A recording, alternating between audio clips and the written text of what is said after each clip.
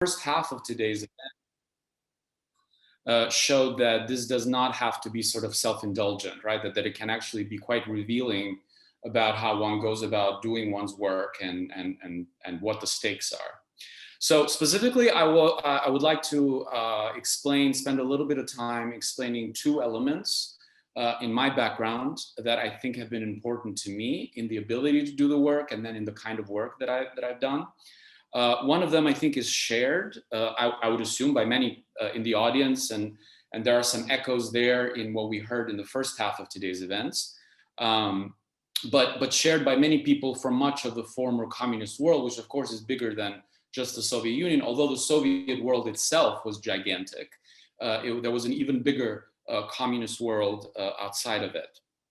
The second element is a little bit more specific to the historical, ethnic, demographic story in the Balkans from where I'm from. And that will be a little bit of more specificity in what I will have to say.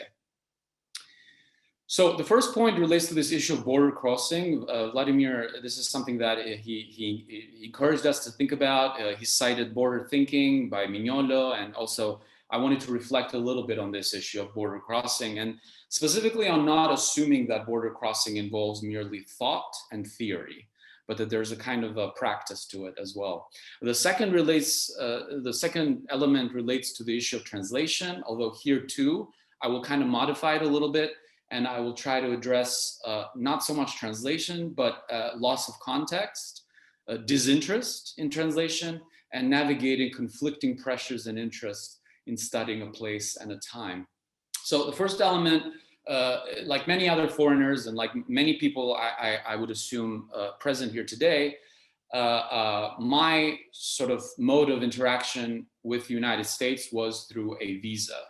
Most specifically a one-year student visa initially, and then a sequence of one-year visas for over 13 years, which allowed me to come to the United States on a temporary basis. The renewal of this document, as those of you who have engaged in this process know, is a prerogative of the State Department. And it is also proceeds on the basis of distrust. During this process, the US consular apparatus departs from suspicion and distrust. You are assumed to be somebody who will possibly violate the terms of entering and being in the United States. And then you have to prove yourself repeatedly, and in my case, every year for over 13 years, that you are worthy of coming back to the United States to do your work and to kind of do the kind of activity that you're supposed to be doing. Those of you who have engaged in this process sort of understand what the process looks like, and also know that there are passports that cannot really get you in a lot of places. They do not automatically confer the ability to cross borders. And so anything from dissertation research to conferences, to seminars, to workshops, to travel, nothing can be taken for granted if you are the bearer of one such passport. And so what that means is, just on a pragmatic level, just being able to do the work requires a lot of planning, a lot of expenses, a lot of logistical and bureaucratic hurdles that one has to go through. This is the reality of millions of citizens from countries from Asia, from Africa, Russian citizens from Latin America, in the Balkans. Kosovars face these hurdles all the time to this day, and also a lot of people from the former Soviet Union, the Caucasus, Central Asia, and so on and so forth. So even very generous institutions like the ones that I was fortunate to attend do not really understand what it is to kind of live in this sort of limbo, to depart from a place, to leave behind sort of family, community, to inhabit a language and a world that is not yours and whose rules are often opaque. But nevertheless, a world that reminds you all the time that you're temporary here, right? That you're sort of in limbo, and that you are expected to leave at some point and go somewhere else. Now, this is not specific to academia. I do not mean to suggest that only academia has this, but I highlight academic work because, in part, it takes so long to do the research, to write it up, to the degree conferral, the various fellowships, and the scarcity that we've seen over the last 10 or so years means that there are constantly a supply of people in limbo, in this sort of state in a temporary state. And so there is so much that you're catching up with all the time that you don't really have the opportunity to make that kind of effort visible. Now, if I were to reflect briefly on how this has shaped my work, other than just sort of the practicality of it, are you even able to go anywhere and do the work that you're required to do? I would make 2 points. The first would be that I would say it probably meant that I never had the option of assuming that flows, transnationalism, exchange, mobility, these sexy operative concepts that so much of recent academic work engages with, that they're easy, that they're obvious, that they're smooth, or that they do not break. They often can, and in fact do break. And so the kinds of actors that I try to study in my work are often stuck between places, between ideas or between ideological systems, and they face very serious hurdles in sort of the pursuit of the international. And so now, in my case, this is not a lesson that I learned through books or theory or graduate seminars, but through actually living it. And I take that sort of to the actors that I study. The second point is sort of a question. What does it mean to put one's scholarly energy into history of global linkages, but specifically linkages that maybe didn't amount to much, or maybe broke at some point, maybe didn't leave back a lot of traces, perhaps linkages that weren't theorized. And so therefore, what does it mean to engage in doing that kind of work? I will return to this point a little bit later in sort of the second half. But for now, I just want to highlight, sort of leave it as a question. Do we have a disciplinary home for what doesn't fit, for what refuses to fit? And is that the kind of work that can be done within associations built around sort of Cold War era geographies of geopolitical and geographic markers? And plus, importantly, in my view, what does it mean to do this kind of globalized work under conditions of exhaustion of jobs and career prospects for incoming scholars into the field? So the second element that I want to highlight is the problem of the nation. I am a citizen of a country in the physical world. Nevertheless, that is a place which I left before I turned 18, and I've spent my life ever since in a different place. And so that place of citizenship is not the place in which I live permanently. And so that is something that you're reminded of every time you go back, that you've left. The other country, which is this one, elected a president whose motto was, if you're not a citizen of this country, then you better shut up. And that is a mode, in fact, that predated him and will outlive him. So what does it mean to live between these two realities? In the Albanian context, I want to point out that the national question there has sort of always been permanently in limbo. The Albanians have sort of lived across national borders for over a century. This is a place where the big powers sort of arbitrarily decided to set national borders. And so, like Bosnians, like other people, they have endured, on the one hand, both a series of wars, but also ethnic cleansing. They've experienced various types of authoritarian regimes.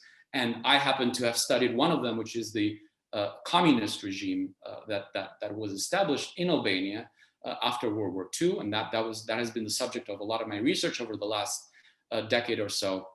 But there have been others. And so when you think about sort of the national question, which in the Balkans is always plural, there are always many of them, this is another set of a limbo existence, right? There's sort of an indeterminate endpoint to the national question, and that is very potent.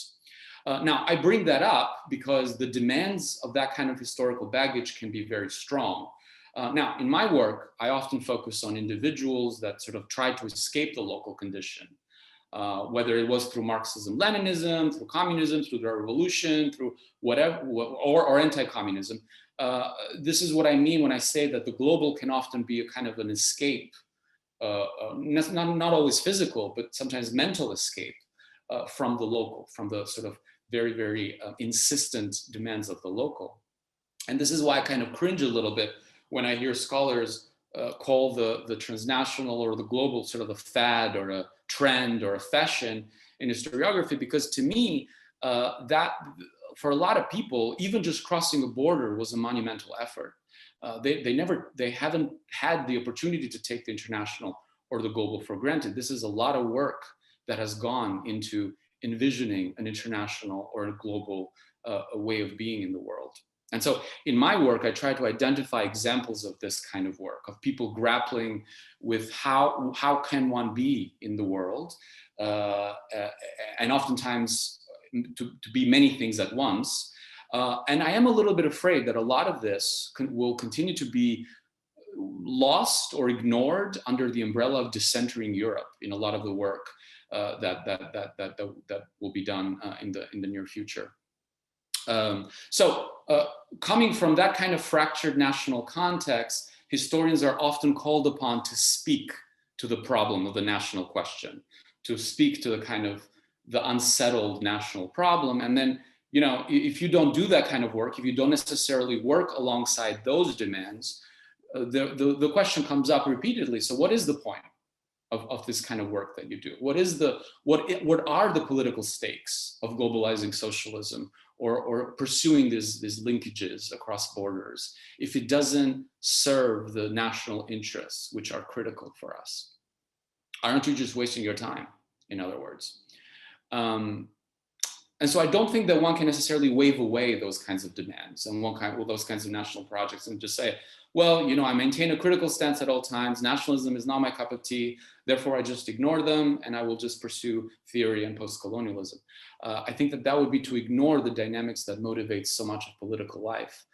And so this space that I'm describing here is between these two realities, right? The very different pressures. I think there can be a lot of room for maneuvering in being in between these pressures, but you can also end up being doubly exposed. On the one hand, in the Western context, you're fighting for dramatically diminishing attention and resources. If you are an early career scholar today, in particular, you face a decade or more of trying to kind of insist on the importance of what you study and its relevance and its connections to perspective, historiographies, and people who do not necessarily know the background. On the other hand, and I will speak here to my personal experience, you deal with a place that actually has trauma, that is still working out through its trauma. Oftentimes when I'm in Albania, I find myself people either coming to me afterwards after my talk, or if they're sending emails to me, and their parents were executed or sent to prison or labor camps. I'm not talking about the 30s here, I'm talking about the 70s and the 80s. And they want you to relentlessly localize your work, and rightly so, because that work is situated in a local place, and so you sort of can find yourself in between these kinds of pressures. Being in between, I think that there can be quite a bit of freedom of being in between. To an outsider, it might even seem like a privilege to a superficial observer. But I'd like to insist that there can also be a kind of an uneasy balancing in between these pressures. And I wanted to raise this question of how long is being in between feasible? For how long can one be in between without sort of loneliness overcoming the entire effort? I think that being in between and sort of looking from the outside has certainly power to it. And I think I do agree that it can contribute to forms of plural knowledge, but the plural does come with a price, and the plural is and continues to be hierarchical, which is a point that I do not want us to lose sight of as we sort of like dump everything into kind of like this pluralism or plurality of approaches. There are subjects and local histories of violence that place specific burdens on one's work. So I think there are fascinating insights to be gained in pursuing these kinds of transnational linkages, globalizing the fields, moving in between and crossing across, you know, the subdisciplines and subfields.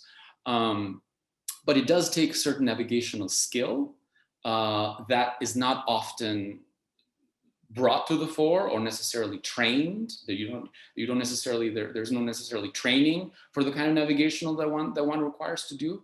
And so I think it's oftentimes important to be upfront about it, about sort of what that work entails. And so finally, to keep it as brief and to leave as much possibility for questions and discussions as possible, I want to kind of conclude with a question, which is that though pluralism is certainly a good thing, I wonder what happens to it, what kind of pluralism we're left with if the resources to maintain it are depleted and attacked. Thank you. Thank you very much for raising these important questions. So we're moving now to our second presenter on this panel, Ivanabaga. She's an art historian and writer and curator based in Zagreb. And she holds a PhD in art history and visual culture from Duke University. She has published extensively on contemporary art, including conceptual art, history of exhibitions and curating, performance, feminism, post-Yugoslav art, and post-1989 art historiographies. And she is on the editorial board of the journal Art Margins. And currently, she's working on her book manuscript, Yugoslav Aesthetics, Monuments to History's Bare Bone. And so now I'm muting myself and passing the floor to Ivana. You're welcome. Thank you, Vladimir. Hello, everyone. And thank you, Vladimir, once again for organizing this so far very stimulating exchange, and to the Jordan Center for organizing it. So I thought, since I seem to be representing Yugoslavia at this global socialism encounter, I thought it would be appropriate to start by addressing Drug Tito. So I will read a letter that I wrote to him during the first year of my graduate studies at Duke University, which I was shocked while preparing to this. It was almost 10 years ago, in 2012. As Elidor said, academic work does take a lot of time indeed.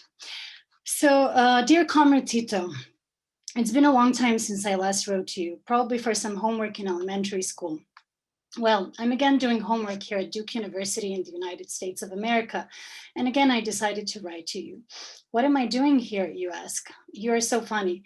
You remind me of that Armenian guy in a film I just saw, who trotted on his medieval horse into the room of an Armenian immigrant in Berlin to ask him how he was doing there after all those years. All those centuries of glorious Armenian history ended up in a dismal room just opposite the screaming railway or somewhere in the Berlin periphery. I certainly seem to be doing much better than that guy, but still, all those years of our glorious socialist history, and here I am with American capitalists sponsoring my PhD and offering me courses on the decolonization of knowledge.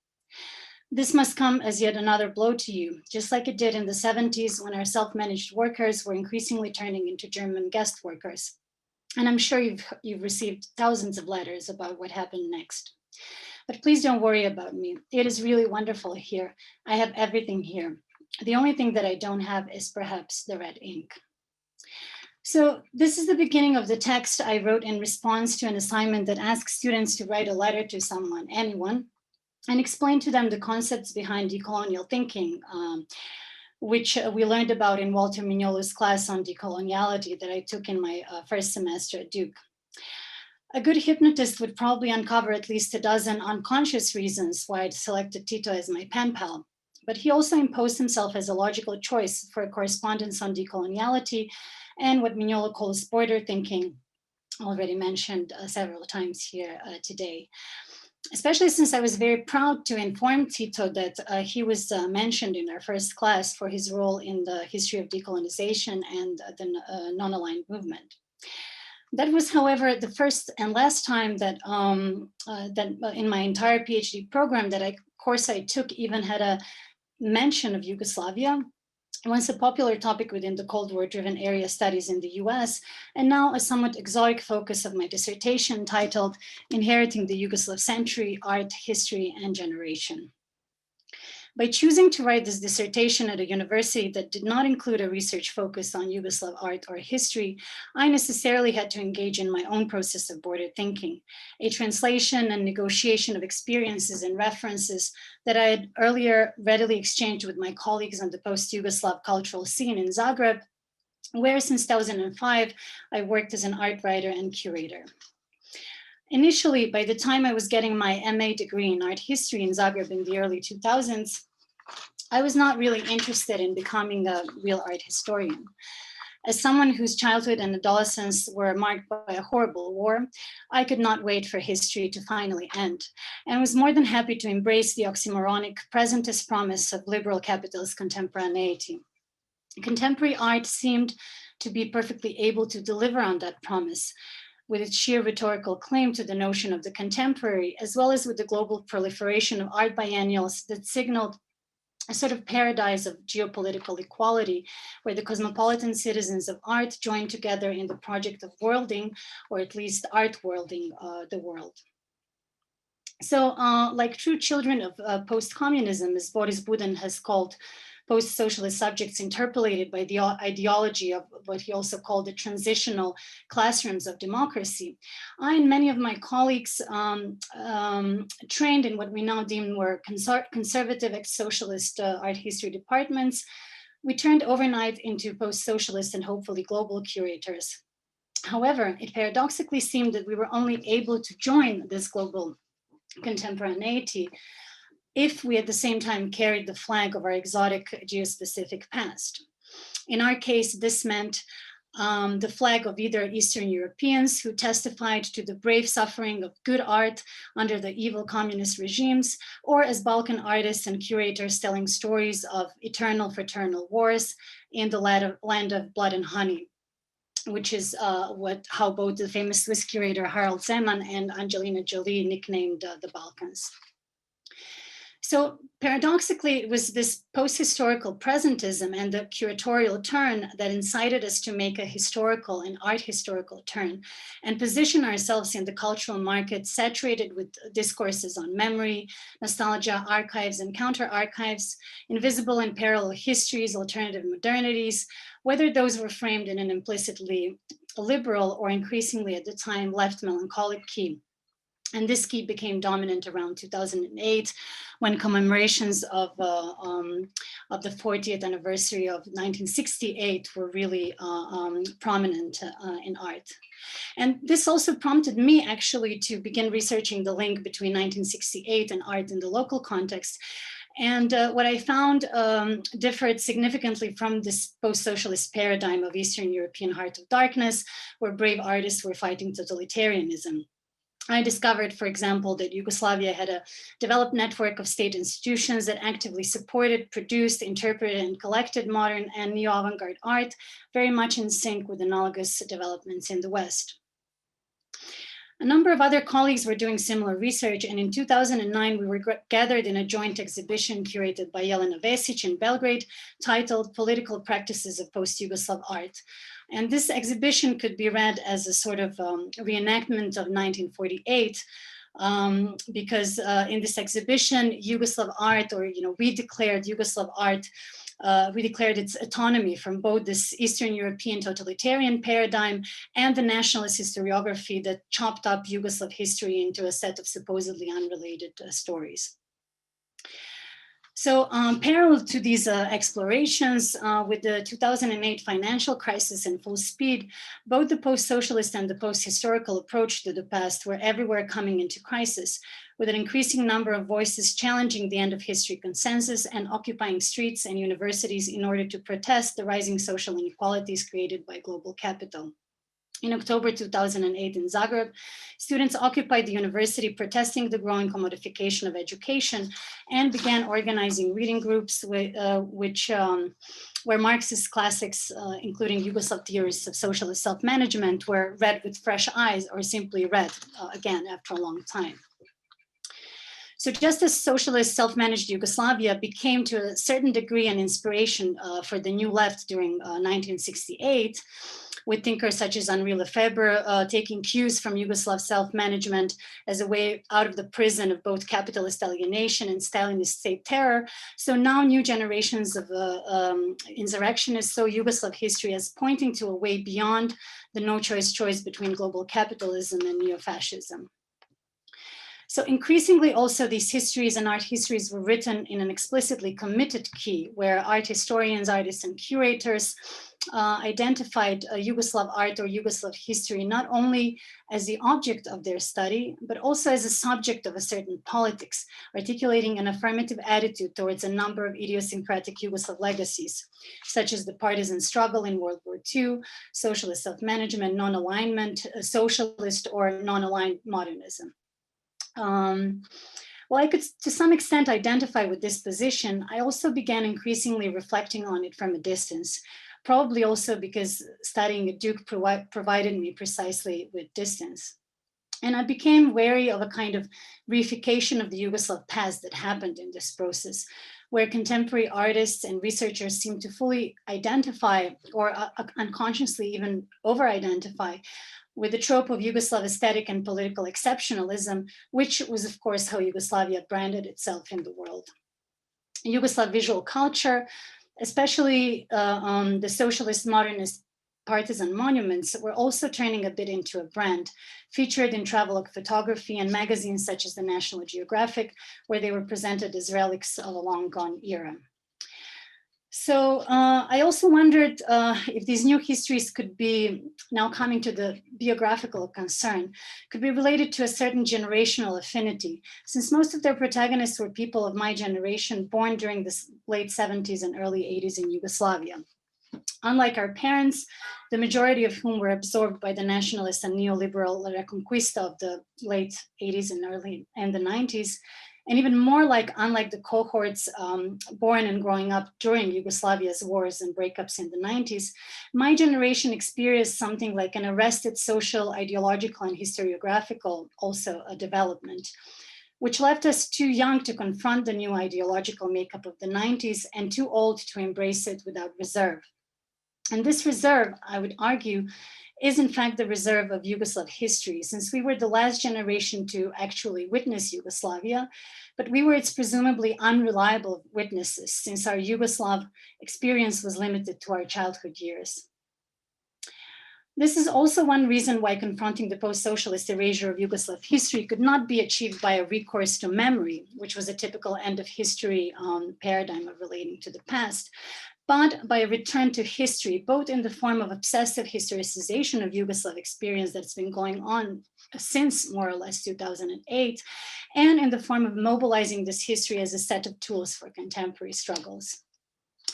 So as my own research moved from taking Yugoslav art as its object to focus on the historical and geopolitical conditions that made the very creation of this object possible, I was also increasingly paying attention to the necessary ingredient of that object, and this is the attribute Yugoslav, which actually wasn't getting a lot of attention. You know, everybody was talking about Yugoslav art, Yugoslavia, this and that, but nobody was really questioning, you know, the consequences of even using this term Yugoslav, which is not just an innocent denominator, but has a very contentious history. And exploring this history unnecessarily also brought me beyond socialism and beyond socialist Yugoslavia, because as you know, there was also the first Yugoslavia that came into being after World War I as a fulfillment of the anti-imperialist dreams of national liberation. And these dreams, again, just like today in the realm of art, were predominantly dreamt precisely by 19th century generations of South Slavic artists, writers, and intellectuals. Of course, this dream too turned into a nightmare, but I thought it was worth re-examining the artistic imaginary that shaped it, and which could not be simply described as a standard case of European cultural nationalism. So Yugoslav 20th century could thus be seen as the epitome of some of the key counter-hegemonic imaginaries and struggles of the 20th century, anti-imperialist national liberation and socialist liberation. And my project evolved into the question of whether these counter-hegemonic claims could be organized under the common framework of a specific tradition of Yugoslav aesthetics, whose key features persisted from the early 20th century until today, and which could not simply be equated with the history of modern neo-avant-garde and contemporary art in Yugoslavia. One of the features of this aesthetics is a preoccupation precisely with insisting on this necessity of writing the common Yugoslav history, insisting on the common Yugoslav name despite all the violent historical breaks and ruptures, and to insist on this name as a sort of, again, oxymoronic non-nationalist nationalism. And the other feature that I would like to foreground and close with is precisely some form of hesitance with regard to the great modernizing projects of the 19th and the 20th century, whether it be the creation of the nation state and the national subject, or the creation of the working class as carrier of socialist emancipation, or, if you want to interpret it as an alternative form of modernity. And in the center of this hesitance are the figures such as the peasant, right? The primitive, the indigenous, the unnamed and unnameable subject of this history that I claim Yugoslav aesthetics to sort of be evoking or calling forth. So the sort of subject that remains as a sort of unabsorbed surplus that follows these modernizing efforts. And maybe to return where I began with the decoloniality seminar, although I don't completely sort of identify with myself as sort of representing this option, but it was helpful for me in sort of thinking, creating a meta modernity framework and thinking beyond modernity and thinking about it from an indigenous perspective. So this is sort of the project that I'm trying to do now in sort of theorizing and also historicizing Yugoslav aesthetics. Sorry, I hope it wasn't too long. Thank you, Ivana. I feel like we have a party and everyone is just arriving with more and more impressive items and putting them on the table. I hope that we will have feasting, timed feasting eventually. And now let's move to our third speaker, Alexei Golov, who received his candidatская degree in history from Petrozavodsk University in 2006 and PhD from the University of British Columbia, which he completed in 2016. He is an assistant professor at the Department of History at the University of Houston, and this year a Joy Foundation Fellow at the Harvard Radcliffe Institute. And his most recent book, The Things of Life, Materiality in Late Soviet Russia, just came out last December with Cornell University Press. Thank you, Alexei, for joining us and participating, and the floor is yours. Yeah, thank you, Vladimir, for organizing this fascinating event, and thanks to the Jordan Center for the Advanced Study of Russia for making this conversation possible in the first place. It is very interesting to compare one's experience of academic mobility, both geographically and epistemologically, with what other people experience and how they speak about it. And I will begin my contribution to this conversation with a story, and then we'll see where it would take us. It was early in 2006, 15 years exactly from now. I was in the graduate program Aspirantura in the Department of Russian History at the Petrozavodsk University, and I just failed my candidatская dissertation pre-defense. After the meeting, I had a long conversation with the two professors from my department who were the main critics of my dissertation.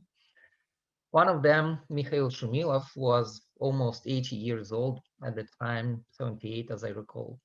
And he was the department chair, and he was just as upset as I was about the failed pre-defense. By the way, it was a small graduate program with just, I think, 10 or 12 students enrolled at all levels. So the distance was short even between graduate students and distinguished professors, such as Shumilov, who used to be president of Petrozavodsk University. So Shumilov gave me quite a detailed explanation of why he thought I had to rewrite my dissertation, which was about the new economic policy in the Republic of Karelia. And his argument was that to write about economic thinking among different population groups, which was my topic, wasn't possible without using social history for a number of reasons. But first of all, in order to understand the social relations, tensions, and conflicts that were underlying the understanding of economy and economics in the early Soviet context. My conversation with another professor who helped me fail my pre-defense, Mikhail Mishinyov, was even shorter. It went like this. He asked, "You have a chapter about peasants in your dissertation?" Well, I did. He took from a bookshelf in his office the first volume of the 5-volume history of the Soviet peasantry, История советского крестьянства, gave it to me and said, "We'll talk again after you have read it."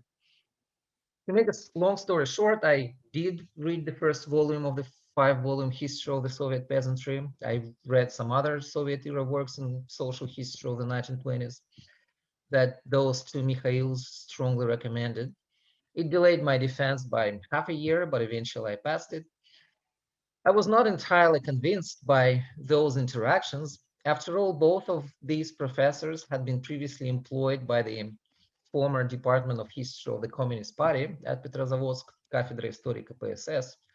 So most of us were quite skeptical about the methodology and ideology of their scholarship. With rare exceptions, we considered anything published in official Soviet scholarship before the late 1980s as ideologically shallow at best and pseudo-history at worst. And at the time, we were fascinated with historical anthropology popularized by Aron Gurevich or historical semantics in Yuri Lotman kind of style. Yet at the same time, this persistent argument of Shumilov and Mishinyov that old-fashioned social history still has value in our understanding of the past stuck with me and was fermenting somewhere in my mind. So when I moved to the University of British Columbia for their PhD program, and when our prominent scholar of the early modern Atlantic world, Danny Vickers, mentioned in passing in a conversation that he's kind of staying away from the scholarly fashions, I think he meant cultural history by that, and is sticking to good old social history, I realized that I already heard this kind of statement. It was around the time that I was thinking over the main research question in my PhD dissertation. I already realized that it would do something with material history, since material history represented a gap in our studies and understanding of late socialism, but I wasn't still sure how to approach it conceptually. I had very useful conversations with Sergei Ushakin, our earlier speaker from today, about materiality and how I approach it. And at some point, it all connected together when I started writing and realized that material objects and material spaces or things could be used to write social history of late socialism, to show how class conflict in an allegedly classless society became manifested in different forms of interacting with materiality, with objects and spaces. My dissertation eventually became my second book, The Things of Life, Materiality in Late Soviet Russia, which just came out with Cornell University Press in December last year. And this book is a product of global academia, reflecting my engagement with various historical methods and approaches that I encountered at different stages of my academic career. I will only discuss one more of these intellectual influences that were important for my work. There were many more of them, but for the sake of time management, I'll keep them for another occasion. That particular influence for my work was my participation, still back in Petrozavodsk, in a large international project on a history book and encyclopedia of the Barents region. The Republic of Karelia, my home region, is part of a large transnational region, which is officially called the Barents Euro-Arctic region, part of the European Initiative for Interregional Cooperation. One of the specific forms of cooperation in the Barents region was a large project between the universities of the region, the kind of northern universities of these four respective nations that make the Barents region, Norway, Finland, Sweden, and Russia. A large project between these universities to produce a history book and an encyclopedia of the Barents region, to kind of produce a collaborative sum of knowledge about the region. I ended up working as a co-editor in both the encyclopedia and the history book, which was a fascinating experience of overcoming national historiographic traditions and thinking about history of North Russia in transnational and eventually global terms. I was very skeptical about this project initially, coming from a tradition of regional studies. If you live and work in Petrozavodsk, and if you work in the field of Russian or Soviet history, you are supposed to write about regional history, not because anybody bans you from other topics, but rather because these are the epistemological structure that you are trained to use and reproduce in your writing. I had a quick discussion yesterday with Alexander Fokin, who I think was or maybe still is present here, about why in a workshop on global socialism, 8 participants out of 10 are from Western Europe or North America. I mean, their current affiliations are, institutional affiliations are. And I guess my answer is that in Russian academia, we were simply not trained for using our local or regional material, even to write on national topics, not to mention global topics.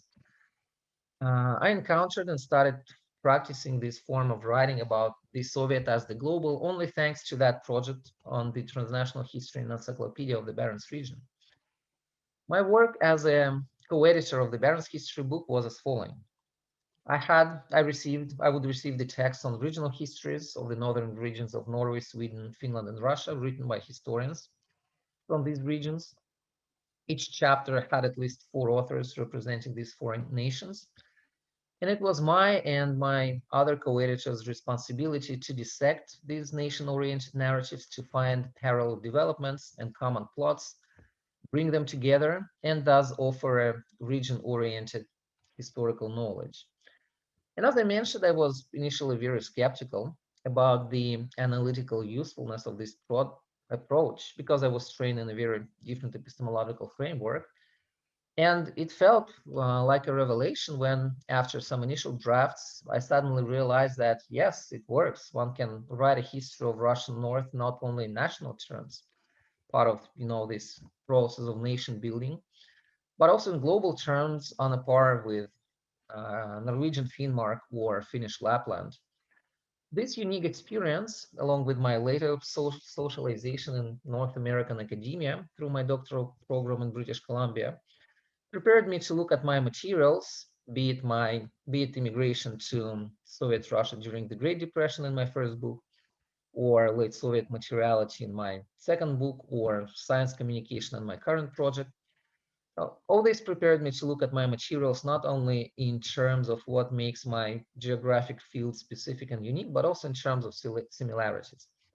Very often in our discussions, we hear the question, what makes your story or your topic specific, right, distinct from other stories and topics? A legitimate question, but also the one that makes us less attentive to those aspects of historical experience that are shared between regions, cultures, nations, and geopolitical blocks.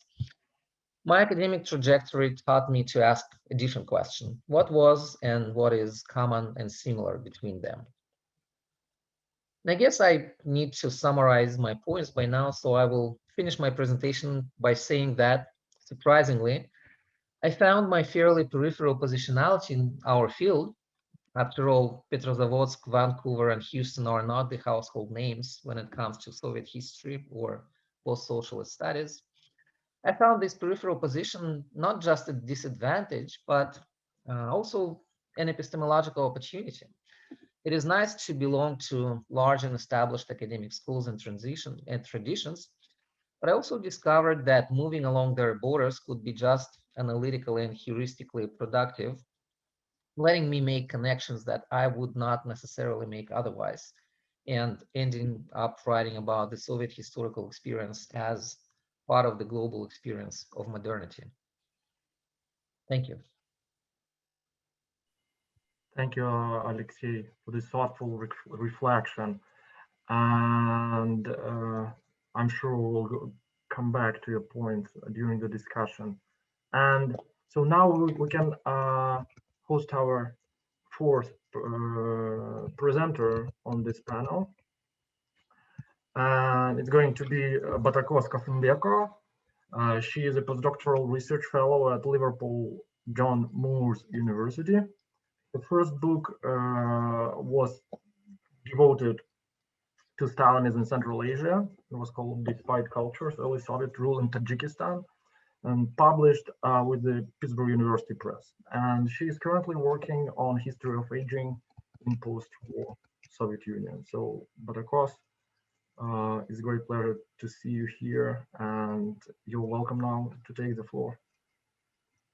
Well, thank you very much. One can hear me? Yes, great. Well, thank you very much for the invitation.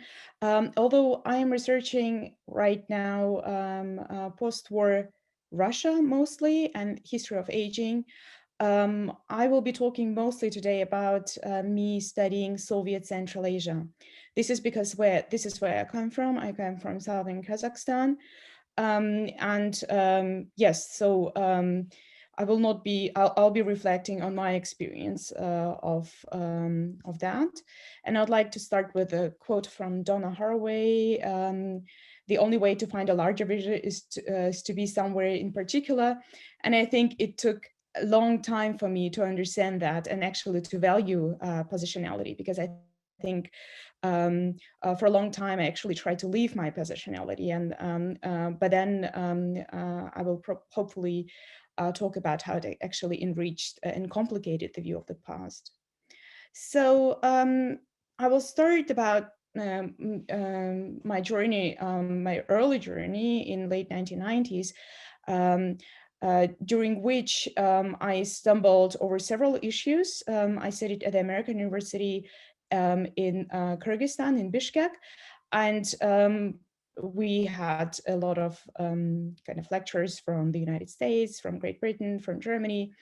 And while I started reading history books by foreign scholars, what amazed me is that finally I felt that I'm actually learning something about the past of the region. Whereas history books, the Soviet history books or history classes at school, I mean, the maps, where we had to draw simply lines, battlefields, I couldn't connect to that history at all. I thought it was the most boring kind of subject. And then when I started reading people like Sheila Fitzpatrick, even Yurchak, I mean, very often people say that it's only about exclusive Petersburg field, but I felt so connected. I felt, well, this person really explains me something about my parents, something about, something about the past. I felt, and I wondered, how come that these foreigners, people from the United States, from Australia, from Great Britain, they come and they understand things and explain that something really makes sense to me. I actually learned something about myself. And then, of course, I realized that the local scholarship where I couldn't connect was not because people did not know facts, but it's actually the question of framing. The reason actually came from tradition of how history was written, who was able to write history, how history was politicized. It had to do with freedom of speech, with freedom of thought or absence of it, with censorship. So the academic structures played a crucial role how history was written. But I think it's still the matter today, because much of kind of Soviet Central Asian history is written outside of Central Asia, because due to resources, but also, again, political questions as well, how academia developed. So when I went further into the field and undergraduate studies in the UK and Germany, I felt and studied kind of really concentrated on the Soviet past.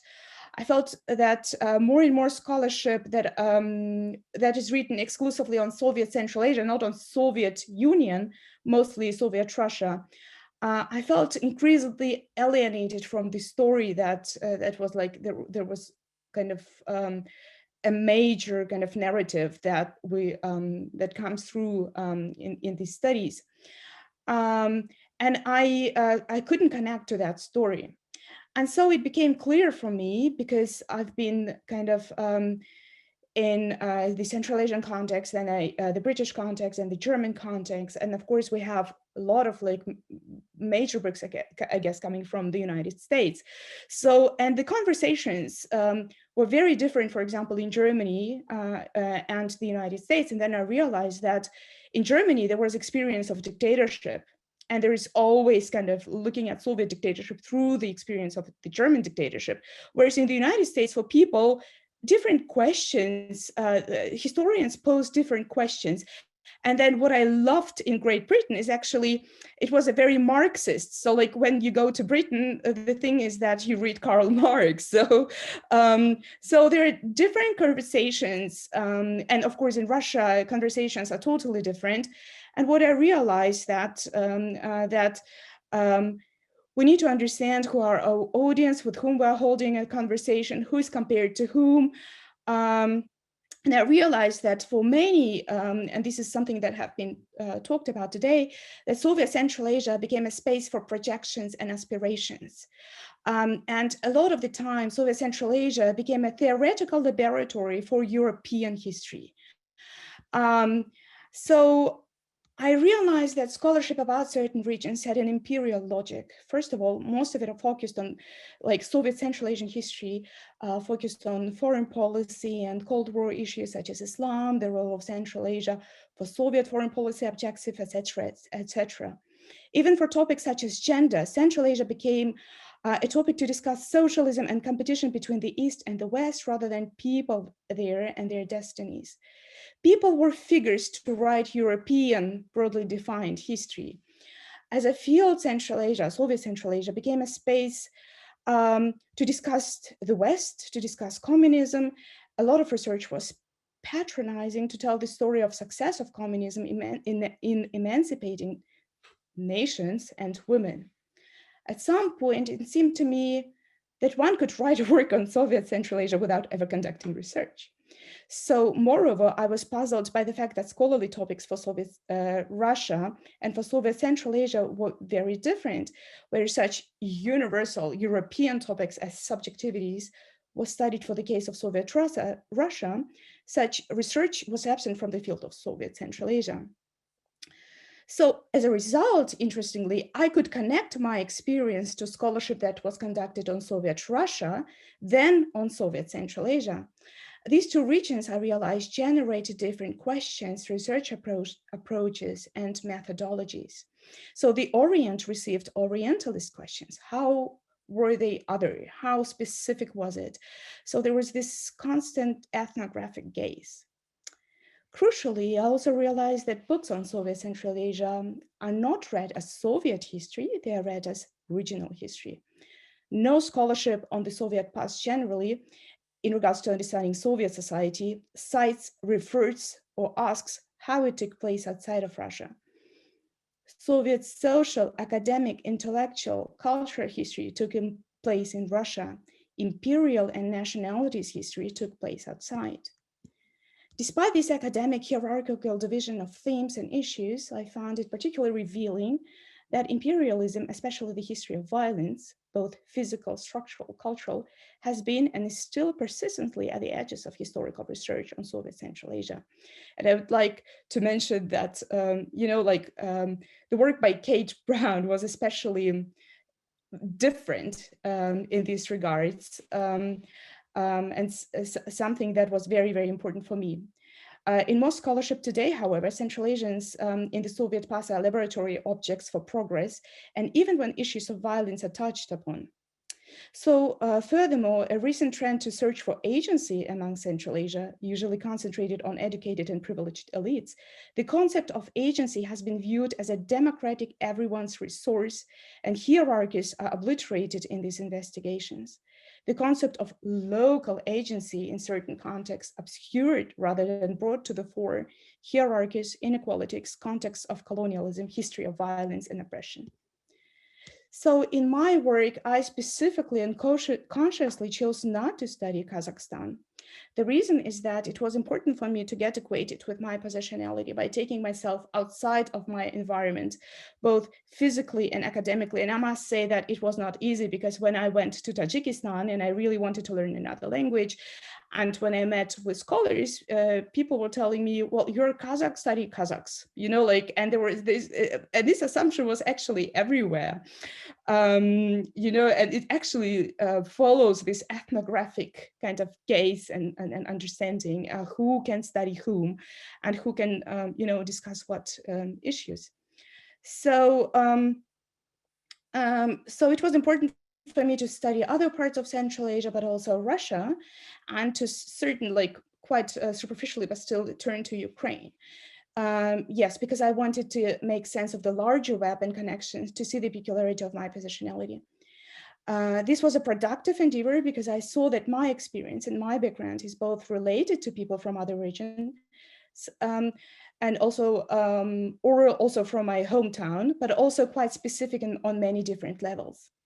Although it was easier to understand the commonalities, it was revealing to theorize on differences.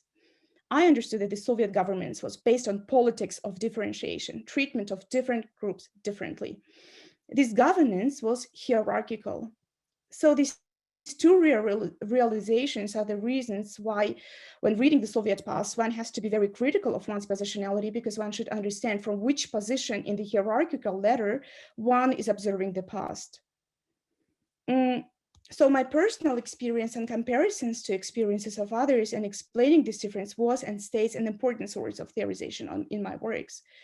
My past and experience, I realized, does not connect to many people in Central Asia, because the Soviet rule was a mosaic rule and consisted of different spheres. Access and mobility between them was very specific.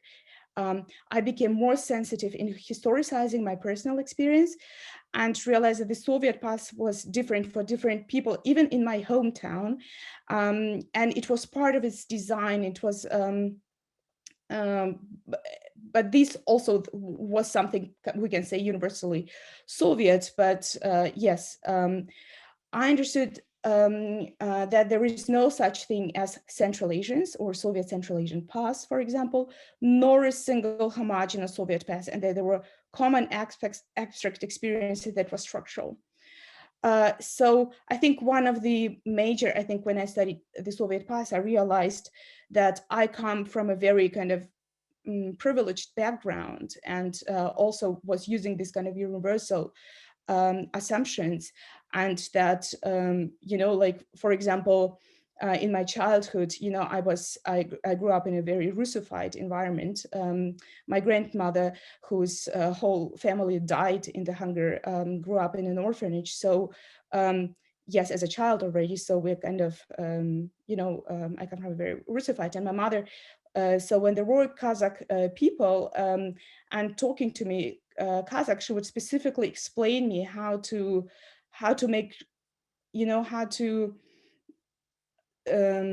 tell them that I don't speak that language, and how to kind of draw a boundary between us. And I got very interested through studying the past, how the tactics of marginalization, self-marginalization, but marginalization of others, and how hierarchies actually were internalized, and what were the frameworks built to make these hierarchies and make these kind of segregational practices and practices of marginalization natural. I understood, just to conclude, that scholarship is a dialogue between overcoming one's positionality, but also learning from it. It is exactly this ability to leave one's positionality and relate to experiences of other groups and individuals, especially those who do not have voice anymore, which allows the most fruitful analytical lens. It is this recognition and ability to self-reflect that I think allows historians to connect to each other, regardless of their positionalities. The choice to see beyond oneself. For me personally, this model has allowed me for empathy to experiences of people who are no more, and to see marginalized experiences that are not voiced or was ever noticed in academia. I share this aspiration with scholars around the world who do not necessarily share my experience, but who are able to understand it. Yes, I think I'll leave it at that. Yes, thank you for your attention. Thank you very much for the presentation. As we've seen already today, each perspective and each presentation really bringing some new dimension to our discussion. And I already have the whole complex chess play, how we can move these geopolitical figures across our chessboard. And just following up on what you said, and before introducing our last speaker, the positionality and perspectivism, very important for the whole agenda that I had in mind. But at the same time, I didn't want to sound tribalistic, that the people from a certain region coming, they have this hidden knowledge that they will now share to everyone else. That was not my intention. Actually, interesting what Alexei mentioned. He had kind of exchange, I understood, with Alexander Fokin about why not Russians with Russian institutional affiliation were not invited to participate. As usual, we all enacting some kinds of acts of exclusion. So I had to exclude someone. I cannot invite everyone. But just to make the point clear that this perspective is not applied to a certain group of scholars with a certain background, but actually the kind of encouragement to everyone whenever you're positioned and whenever your background and history behind you is, that experience and positionality is crucial for asking and broaching up new topics and new perspectives on the past. And that was a preamble to introduce last speaker, Kate Brown, who is the only representative on today's panel who doesn't have anything to do with the socialist past and socialist histories personally. But at the same time, I think she productively worked with this past, analytically productively worked with this past, working from her American experience. And I think that was very interesting and something that you not often can see in the American Academy, when this reflexivity towards your own history is translated in a concrete academic framework of your work. And so I quickly introduce you, though I think many of you know Kate. She's professor of science, technology, and society at the Massachusetts Institute of Technology. She is author of several prize-winning histories. Her latest book, Manual for Survival, A Chernobyl Guide to the Future, was translated into 9 languages and won the Reginald Zelnick and Marshall Schulman Prize from the Association for Slavic, East European, and Eurasian Studies. Great pleasure to have you here, and I hope we will get some new interesting stories from the experience translated in our analytical discussion. Kate, the floor is yours. Thanks. Thanks so much for the introduction, Vlad. And I'm gonna share my screen and show you a little PowerPoint. I'm honored to be the only American-born member of this panel. Thanks, Vlad, for that honor. And my path here today started with this excellent film, said with all kinds of sarcasm, Red Dawn, the 1983 version. And I went, I grew up in Chicago area, and I went to see this film. And during the revival of the Cold War, when Reagan was elected president, and the kids in the theater, I thought, oh, this is just crappy U.S. Department of War propaganda, but the kids in the theater were all cheering whenever a communist was killed, and I was disturbed by that. And I went home, I complained to my parents, and my mom was sitting around the kitchen table smoking a cigarette, and she was like, well, we'll do something, study Russian, change the world. And so sure enough, I went off, and that's when I became a Russian lit major, and I started to study Russian. And I arrived in the Soviet Union as an exchange student in 1987. And in many ways, I understood it to be, and that's how it was presented, as it's sort of the farthest place you could go, the most remote place you could go, and still be on this globe. And sure enough, it was, it took 3 weeks for a letter to arrive. I only had one phone call back home the whole time I was there. So it did feel like the end of the earth in some ways, but in other ways it felt pretty similar, studying in Leningrad State University, where we were sort of herded around and treated, in a bureaucratic way like cattle. I recognized that from my math education in a huge Chicago high school, which was largely custodial in nature, and then in this much larger land-grant university in the Midwest, where everybody never wanted my name, just wanted my student ID number.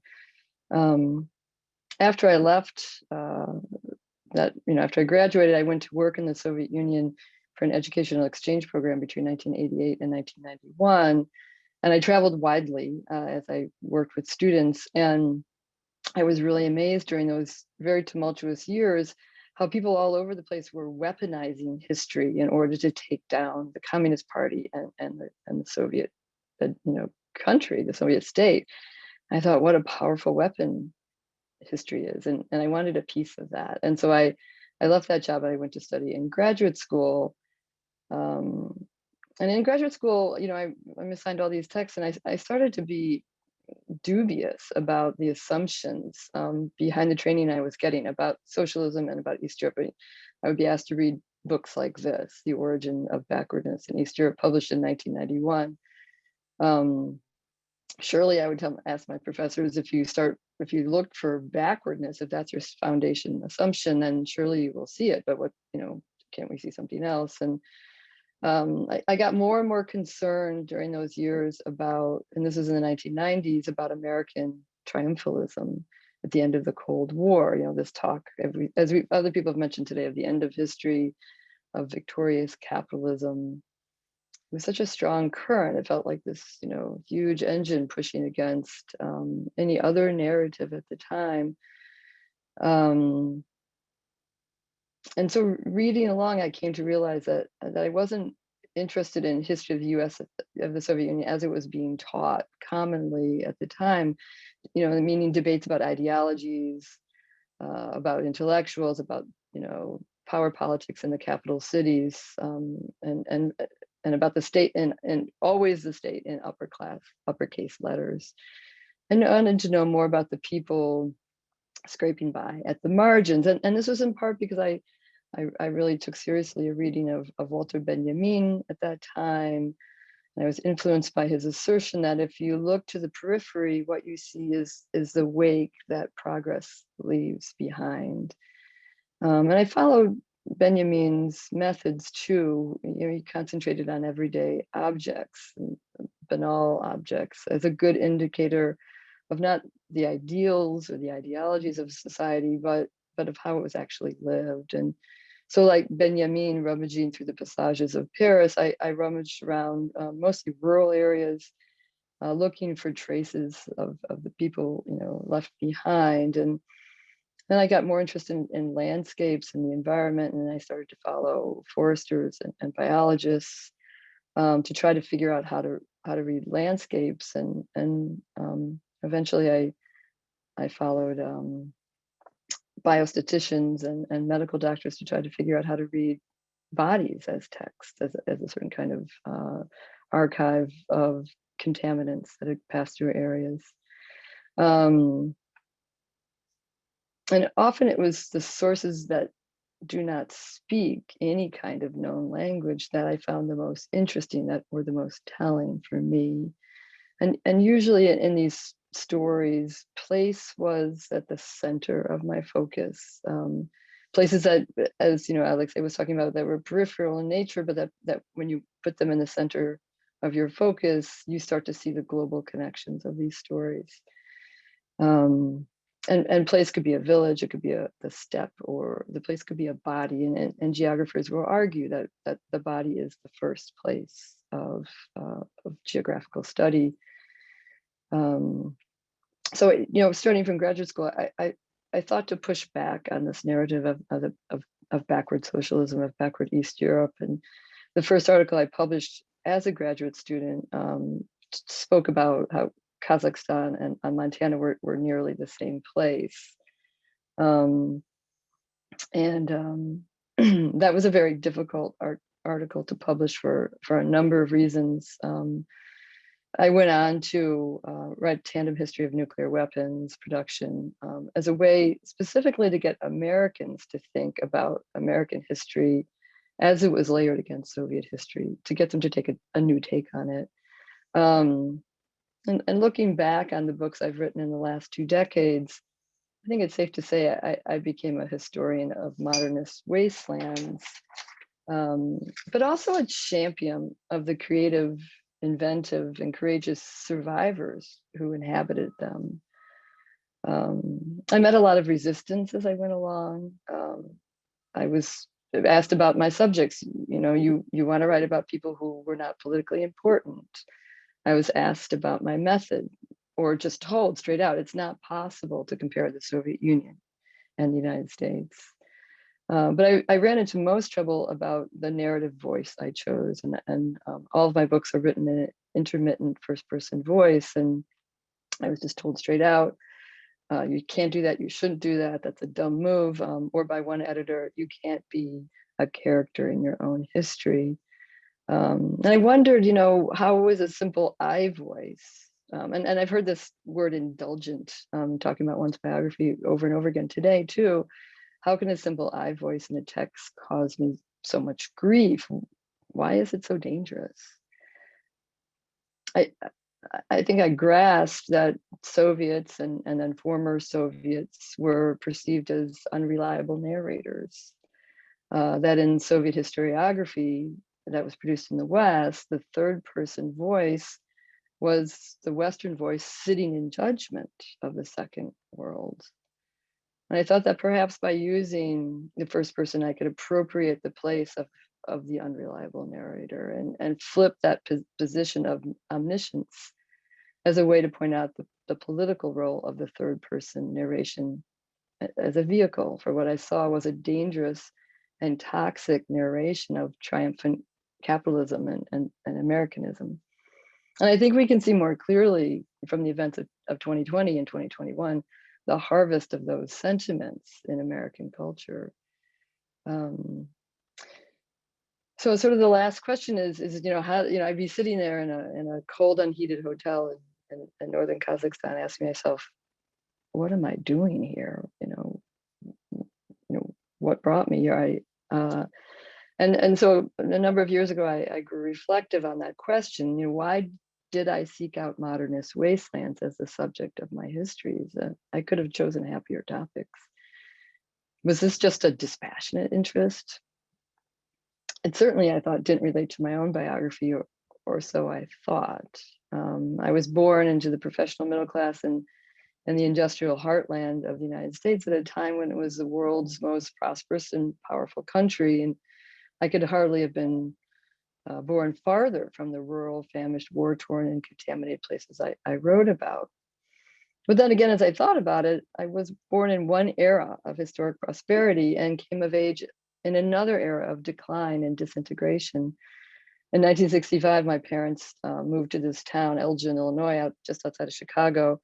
And the major employer was a watch factory, and that it was in that town because of the low wages that they could pay and the pliable union-free workforce. But in the 1950s, the company suffered a lot of losses, and in 1965, the plant closed, and the CFO embezzled the city's pension fund, and supporting businesses left behind a stinking river, carcasses of shuttered factories, bankrupt businesses, and former patients of the mental asylum who were released to the care of their own medicines. My mother had fled Detroit, a steel town in Pittsburgh, and she met my father in Detroit, and they picked up and left Detroit, brought with them the heavy oak furniture they got in cheap yard sales of the wealthy people who were fleeing their Victorian houses. And the displaced furniture and inhabitants, refugees from this spreading slow motion disaster, were crammed into my parents' 1920s bungalow, a house way too small for that burden. So by the time I was conceived, the American manufacturing empire was well on its way to mortification. So the year the watch factory closed was the year, I can stop this share, was the year I was born. And so I came of age thinking of liquidation sales were normal, and so too were public demolitions and empty storefronts and former wards of the asylum haunting the city streets. And it took me a long time to realize that simmering latent violence I witnessed as a child in the Rust Belt materialized in a desire to understand it. As an adult, I went to places where the forces of destruction were so outsized it was impossible to miss them. Ukraine and Kazakhstan and Gulag territories and nuclear wastelands. So does that mean that I was ostensibly writing histories while really I was constructing an allegory of my own past? I don't think so. I think rather because places are so closely connected to biography and identity, and I think many scholars have said that today, that I was able to see stories that had not yet taken shape for other historians because of the sensitivities I acquired in my own Rust Belt childhood. From that childhood, I was drawn to empty buildings and abandoned streets to figure out what they revealed about the people who parted with them. It's these people, the last to turn out the lights, who most interest me because in part they helped tell my own story, but also because I felt their stories had been overlooked, left invisible, despite their importance and omnipresence. And so places inevitably place in biography is inevitably at the center of these histories, I think, because it helps to tell that tale. Thank you. Thank you, Kate. So we made it full circle eventually and brought the topic to the American ground. I mean, I have really a lot now on my plate to process the diversity of the presentations and ideas that were brought up. Really incredible, and I actually didn't expect such a good return on my investments in organizing this forum. But before we'll proceed to a general discussion, and here people can move between different presentations and just connect them, ask questions, and formulate maybe more general statements, we have a couple of deaths from the last session. So people who were deprived of asking their question in the end of the last session, they will now have this opportunity. And I was communicating with, now let's see, with Andrea. Yes, I'm here. Okay, so go ahead. Yeah. Oh, okay. Yeah. Yeah. Well, thank you for this amazing conference. First, I just wanted to say I'm struck by two tendencies that I've seen, I guess two different tendencies I've seen throughout the conference. And on the one hand, I've heard this sort of skepticism about how the West is consuming cultural production in the East. We've heard it from Professor Ushikint, from Sergei, about Sergei Eisenstein's montage being, disemboweled of its socialist element, and we heard it to another extent from Ivanabaga about how the reification of Yugoslav art, and of course she was criticizing both the reception of Yugoslav art within Yugoslavia, but also how, after 2008, Yugoslav art became sexy in the West. So we had that sort of cynicism about how the West is consuming or maybe deforming, cultural production in the West. And then on the other hand, what was markedly contrasted to me was, for instance, presentations by Alexei Golov, which were, I don't know if I'm going too far to say mocking, but the way I heard them was that they were sort of mocking sort of what they felt were certain inadequacies in the Russian education system and their experience. And so these two, and I just want to throw out there, this is totally just a random hypothesis. I have no basis for this, but I wonder if that could be a generational thing where people of a certain generation are more protective and more critical of how the West consumes the East, whereas maybe another generation is more critical of the institutions of cultural production that they experience with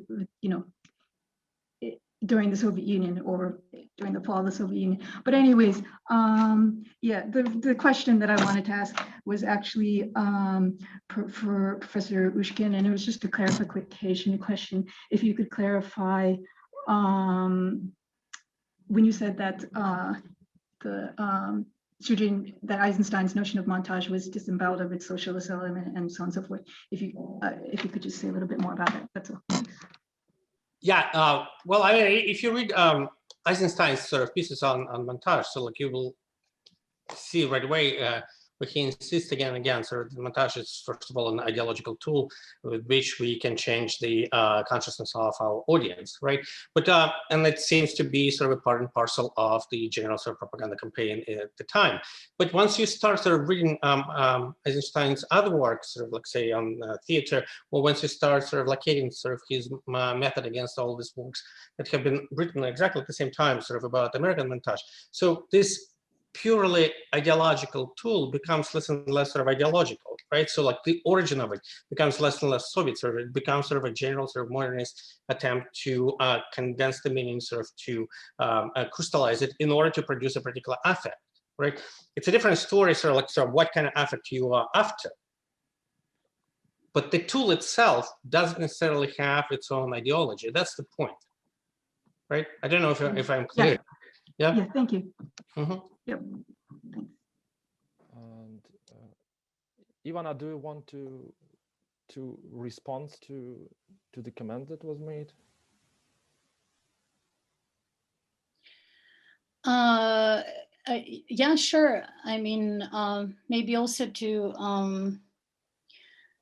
to continue on what Sergei said, for example, with the case of the partisan monuments that I mentioned, that now that you also, Andrea, referred to that, there's a great variety of these monuments, and there are actually also socialist realist partisan monuments.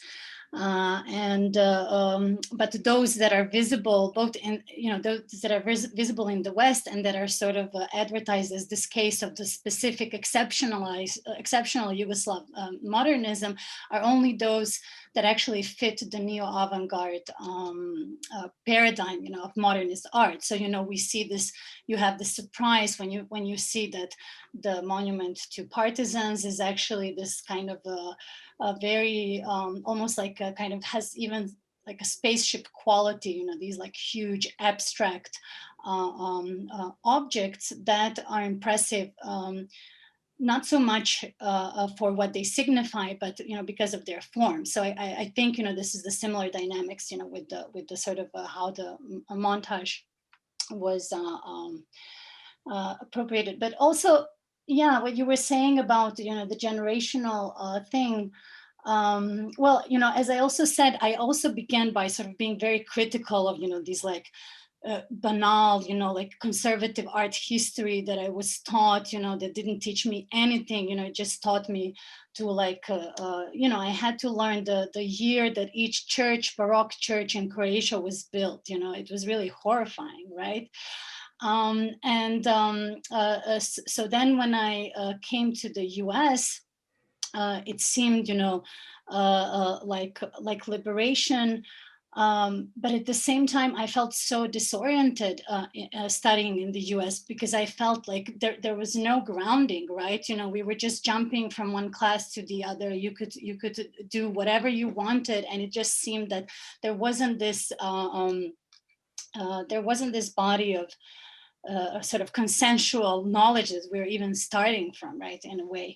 But so I kind of came to appreciate these like more traditional methods, right? I felt like we still needed this grounding, despite the fact that in these conditions today, it's impossible to sort of nurture this desire for a comprehensive, systematized knowledge, right? Those days are gone. But what I think bothered me most in this sort of transition was to realize that, and what I really kind of am craving again from the socialist context, and even now from the post-socialist context, is the way that scholarship is really seen as a collective effort, right? As an effort where, like so many papers that I read here in Croatia are still titled contribution to the study of, this and that, just a little contribution. Nobody's pretending to make like this like huge claim. While in the US, it seemed like, I sometimes felt like I didn't have anything to offer, but I was asked to come with this original, everything was like about I argue, my argument, my original conceptual apparatus that I'm now like gonna, throw into the world. So, it was so much about individuality and like originality, and ultimately marketing myself as this, amazing scholar who's just gonna change the game, right? So this was really for me what kind of what ultimately kind of alienated me in the US academia, because it seemed that there was no sort of common project of, like, okay, what we were doing with this knowledge. And I'm back in Croatia now, and although working as an independent scholar, but I feel more of this kind of purpose, to just use a very banal way of putting it here, right? Thank you. And we have Galin want to ask a question, I think. Thank you. Yes, and it's exactly a question for Ivana. I was very intrigued when you said that a new generation now in Zagreb is discovering Marxist aesthetics in particular. And I was wondering whether they were also reading again the Praxis school philosophers, and I think Artyom Magun mentioned the importance of Nietzsche in the former Soviet Union, and Nietzsche was very visible in former Yugoslavia and precisely amongst these praxis thinkers also. And so are they reading Danko Grlic, for example, or others, or is the domestic tradition being appropriated? Yes, absolutely. They are. I mean, I don't know much about the details, but this is definitely, again, on the table. Praxis philosophy, generally, discovering the history of the Korčula summer school, where all these, philosophers from the West were also gathering, where Milan Kangrga, one of these praxis philosophers, is reminiscing how actually Lefebvre, during the summer school in Korčula, devised this name for Yugoslav socialism, that this was Dionysian socialism. They were on this island, drinking wine and discussing about changing the world, right? So definitely this is part of the imaginary. Of course, within praxis, you have also different, as you said, the different ways of mixing Marxist thought with, like Western influences and like Western humanism, existentialism, etc. So I don't know really the details in terms of like contemporary philosophy, what people are sort of holding on to, but they are, so and this is the tradition that for example was very much ignored, because a lot of the focus was on Slavoj Žižek and Slovenian Lacanianisms, right? Lacanian school. So there's a return to praxis as well. Thank you. Thanks a lot. Okay, and so before I will use my power and hijack the whole discussion, I don't want to do that. We have a very general question from the audience, so I will just read it aloud and we'll see if the participants want to react somehow to this comment. So Asel Tutumlu is asking, there is a lot of talk on decoloniality, but I'm wondering if they agree with Walter Mignola's idea that modernity is colonial. If this is so, then how was the colonial Soviet modernity different from other alternatives? Sergey. I can start quickly. I mean, the problem, of course, modernity was colonial. The question is like, do you have an alternative there? So to study modernities doesn't mean to come up with counterfactual variants or versions, right? To study modernity is sort of to try to come up with a different framework that is not necessarily driven by ideological motifs or analytics. So in that sense, yes, sort of it's colonial, and it was colonial, differently colonial, say in Siberia or Central Asia or in the Baltics. So it doesn't mean sort of like we can't use this. For me, the problem with Mignola's kind of concept usually is that sort of it implies this kind of quasi-romantic assumption that you could go easily to the pre-colonial times and sort of reconstruct, sort of, bring back all these sensibilities and vocabularies that have not been tainted by any imperial powers. And I don't necessarily know, I don't necessarily understand how you could do that. Thank you. Now we have Galin and then Artemi.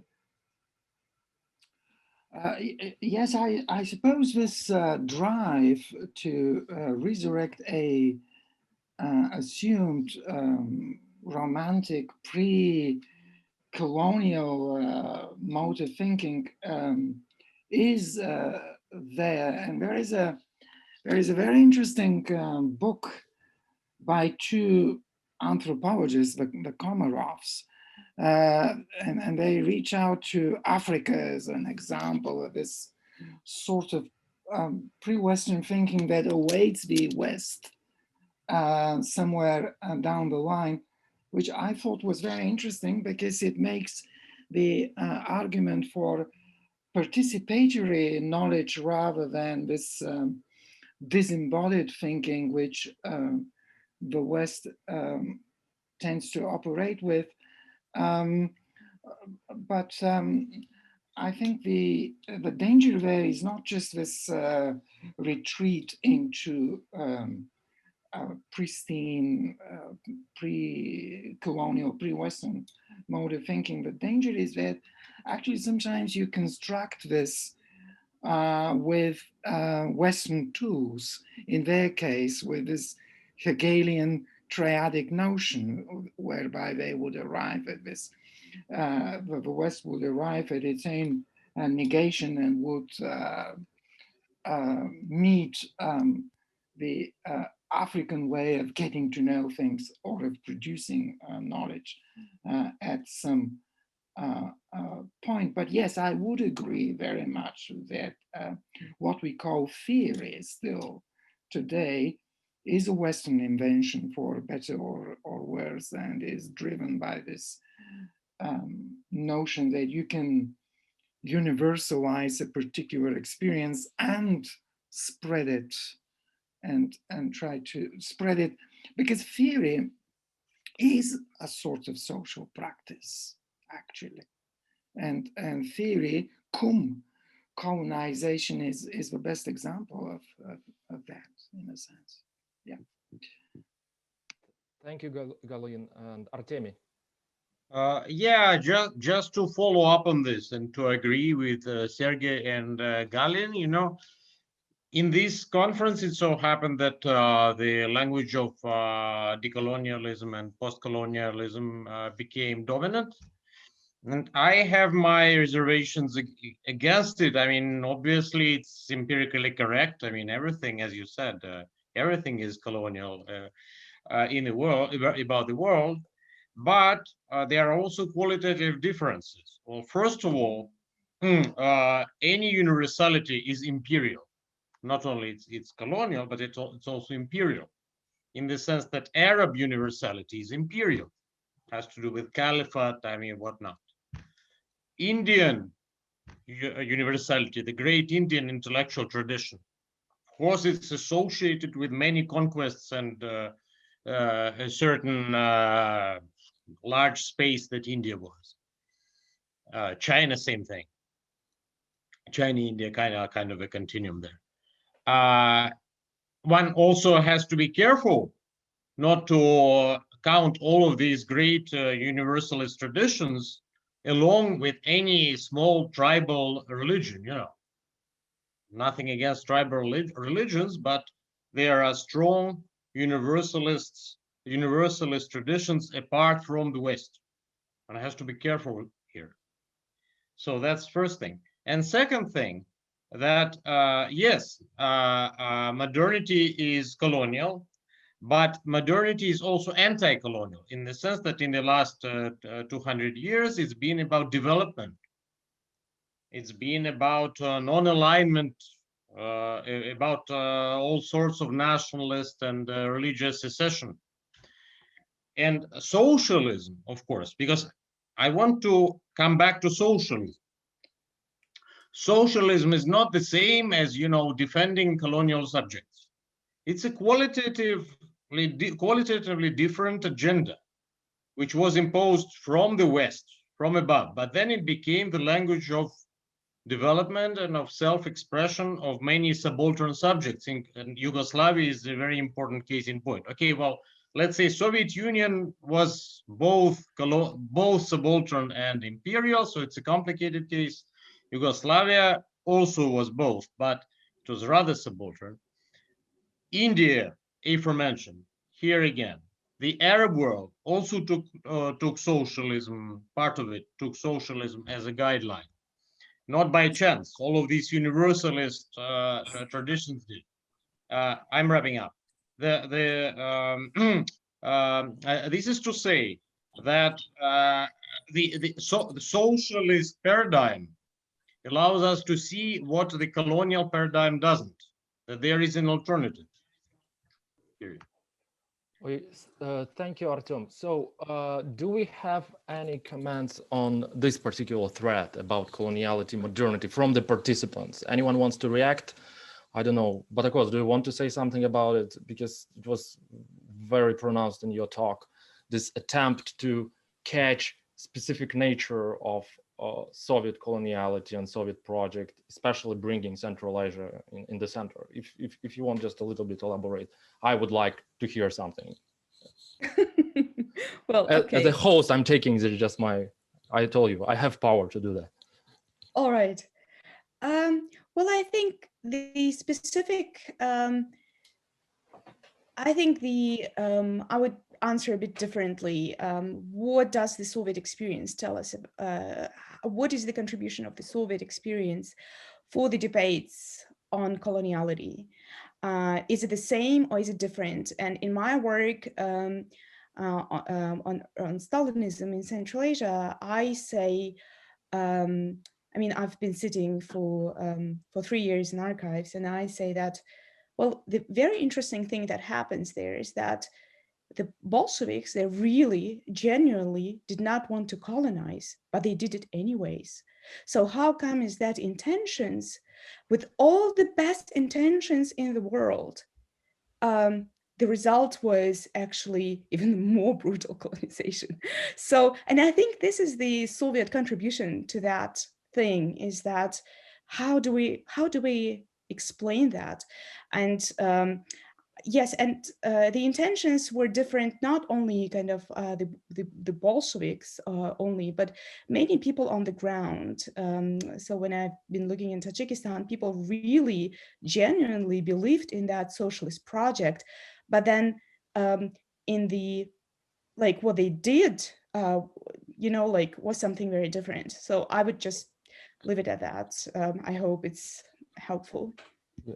Thank you very much. So let's collect another round of questions, and Kate is another on my list. You wanted to ask something. Go ahead, you can unmute yourself. I just had a question from the panel.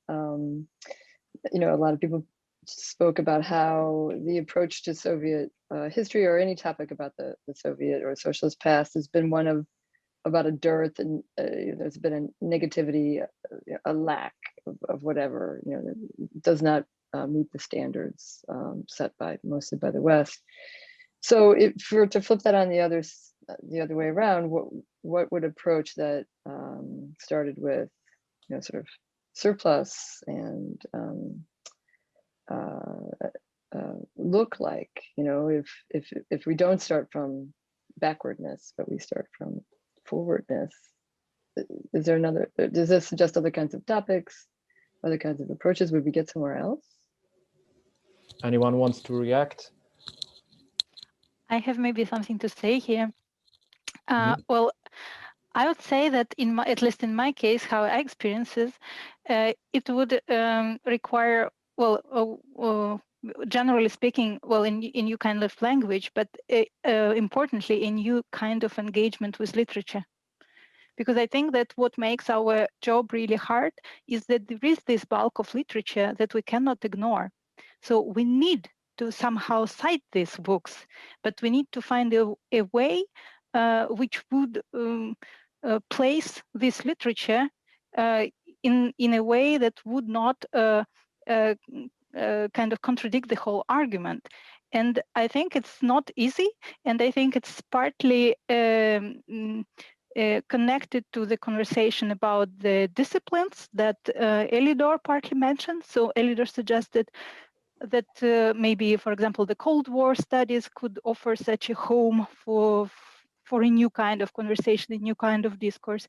I think it's also not by chance that you work at MIT, and this kind of STS umbrella offered you maybe a home where you can also be more experimental in terms of the language. I think it's much harder in history. And for example, speaking from the anthropological perspective, it's definitely extremely hard in anthropology if you are not placed in a particular institution which has a luxury to offer Russia a space within the anthropological department, because it's a luxury. And it's also maybe not by chance why I work within this STS umbrella, because I also look for this home where I where I would have a little bit more liberty in how I express something that I want to express. Yeah. I saw, Alexei, did you want to respond to this one?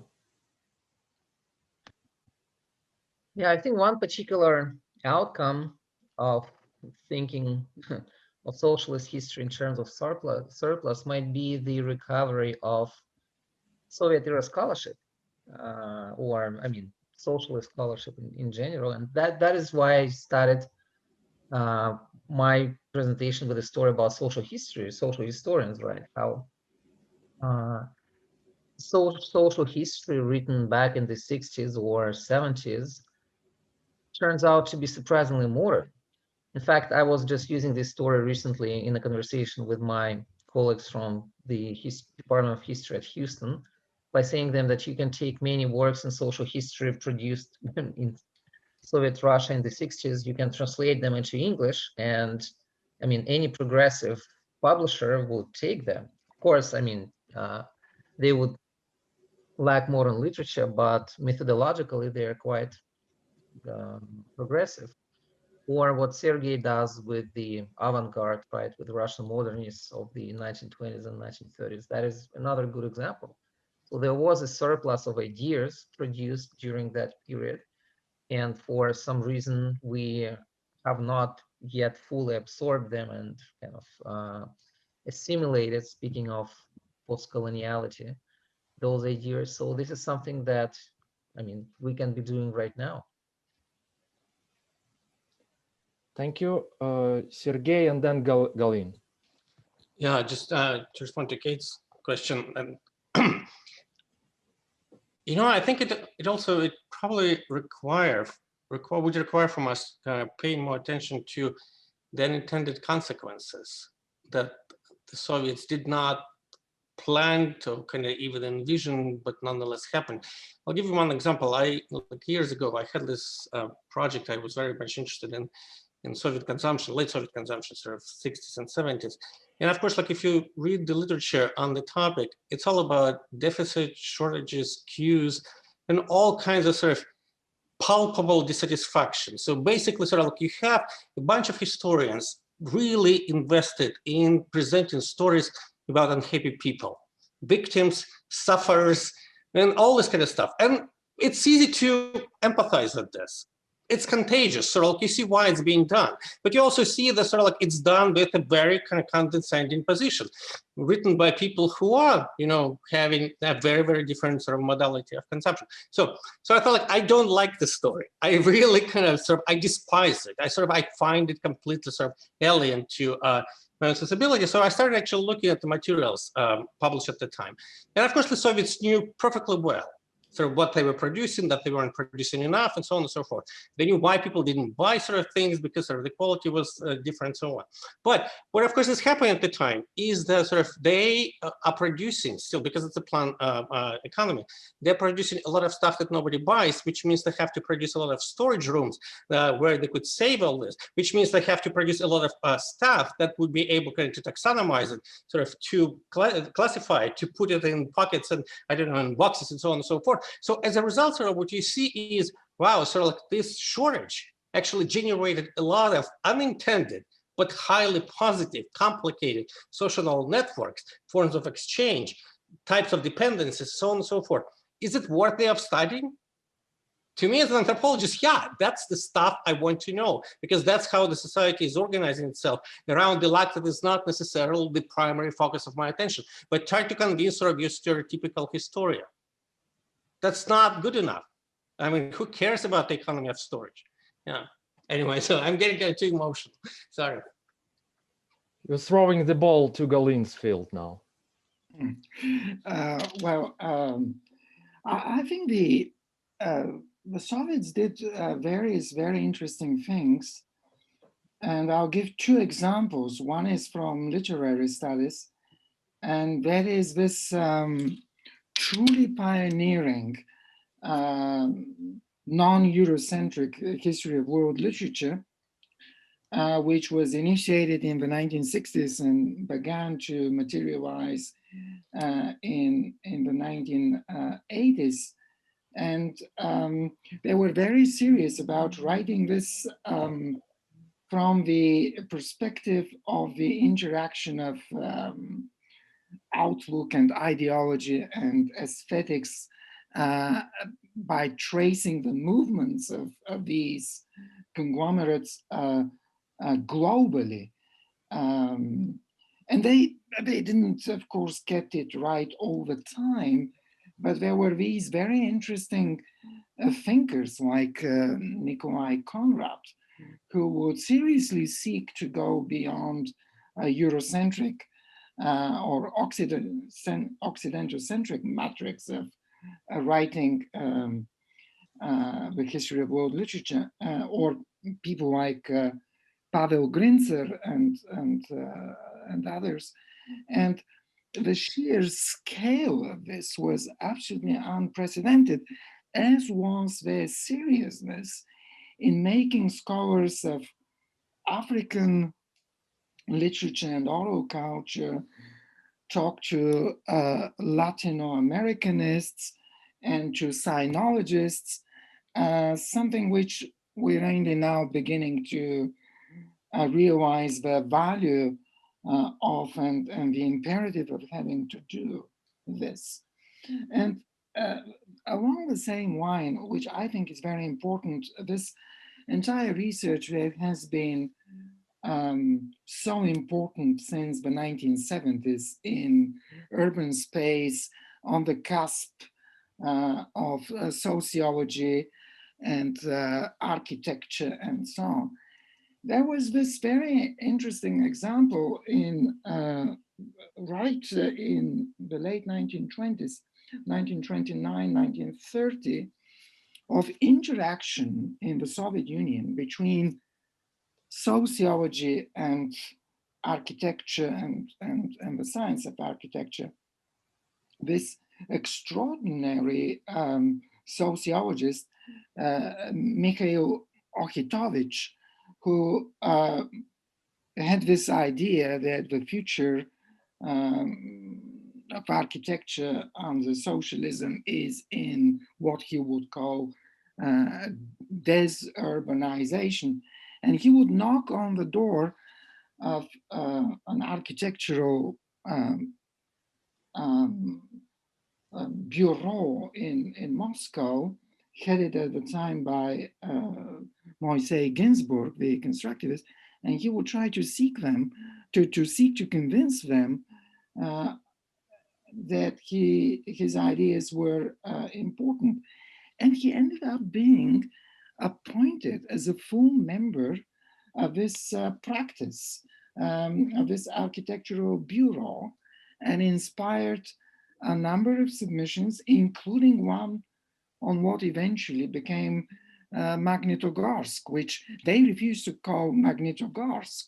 They wanted to emphasize this desurbanization, this aspect, and they would very emphatically call it Magnitogorye for that reason. But that's an amazing encounter between sociology and architecture in ways we would witness much later in the West, perhaps, and sociology and architectural science interacting as equals.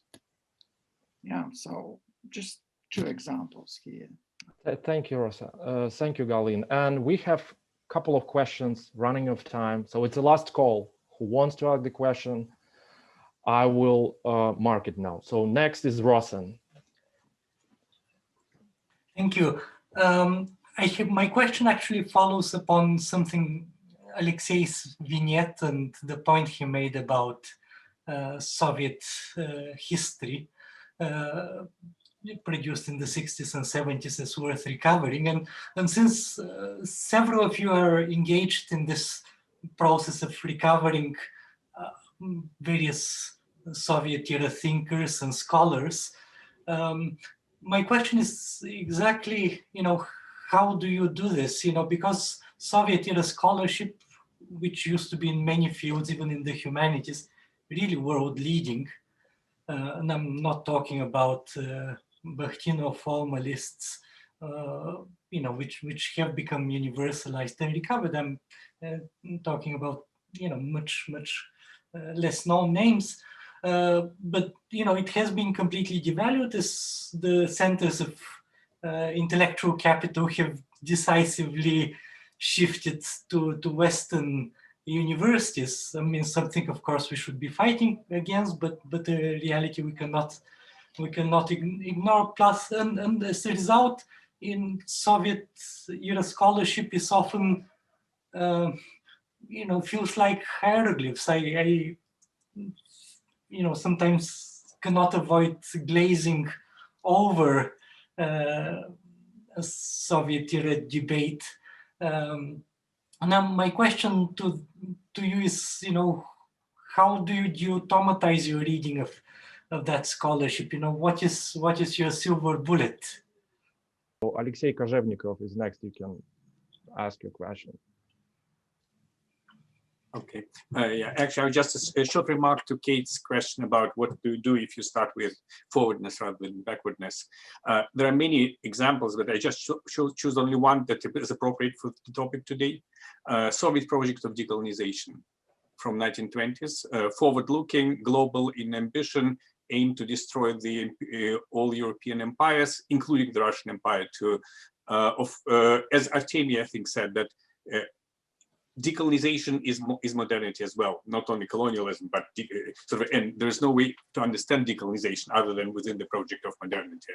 And the Soviet was kind of one of this. And I think, as Botakos said, that of course the results are not, intentions is one thing, results is something different, but the results are still quite impressive because, I mean, in 40 years, they did destroy the European colonial empires through training cadres, through funding international activities, and eventually with international support during the Cold War. And to some degree, the Soviet project internal itself can also be seen as a partial decolonization, or unfinished decolonization, we can call it this way. Sorry, that's enough now. Thank you. And the last one, Batakos. So you have chance to ask you. Yeah, so I think all of the perspectives are very legitimate, and I think we should be interested in each other's perspectives and analyze them. And I think one of the things that I wonder if one needs a lens at all, like just to take away backwardness and put it with forwardness. I wonder if one should be more open and more multivectorial.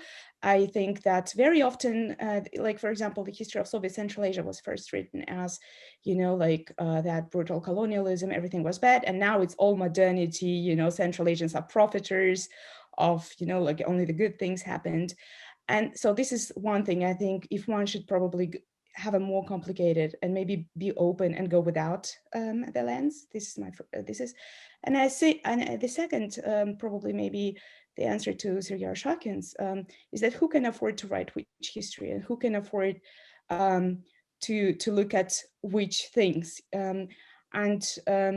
Yes, and I think there is a hierarchy there too, and this is what I really loved in Kate Brown's work, and also Anna Whittington. I hope she's here. It's the kind of scholar who I read and who makes I don't know who I think is somebody who can see things that are usually not seen, and these and write and tries to see things that are not obvious, try to read between the lines in a very, very complicated way. And what I love is that when I read people, or when I listen to people like Anna Whittington, is that I see there are no borders between us, and our positionality and our biographies do not matter, because we really look at things in the same way. And I'm amazed by the fact that for me, it comes from my biography, for example, but for her, it doesn't come from her biography, and she still does that.